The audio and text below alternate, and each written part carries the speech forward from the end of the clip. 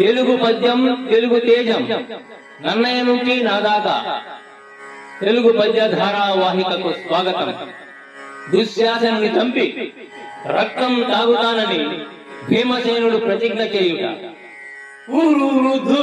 గురు వృద్ధ బాంధవులనే పుల్సుతుండన్ మదోద్ధురుడై ద్రౌపది నిట్టు చేసిన ఖలం దుశ్శాసనం లోక భీకరలీలం వధించి తద్విపుల వక్షశైల రక్తౌఘనిజ్జరము వీపతి సూచుతుండ అని ఆస్వాదింతు ఉగ్రాకృతిన్.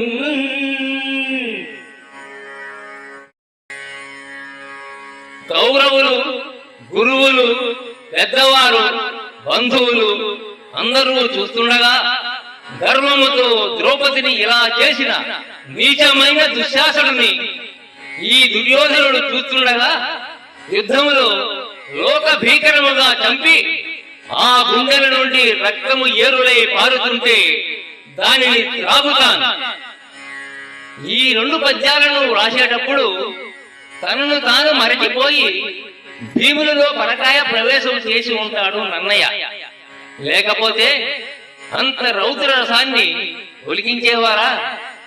పై రెండు పద్యాలు పాండవ వనవాసం సినిమాలో ఘంటసాల గారు తన స్వీయ స్వర రచనలో అద్భుతంగా పాడారు. అందులో భీముడుగా ఎన్టీ రామారావు, దుర్యోధనుడుగా ఎస్వి రంగారావు ఈ పద్యాలకు జీవం పోశారు.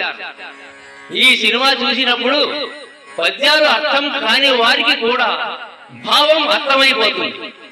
భీముడి రౌద్రం ఆ అక్షరాలలో శబ్ద రూపేణ అభివ్యక్తీకృతమై విన్నవారిని భాషతో సంబంధం లేకుండా భావం తెలిసిపోతుంది. అందుకేనేమో నన్నయ్యను శబ్ద శాసనుడు అంటారు.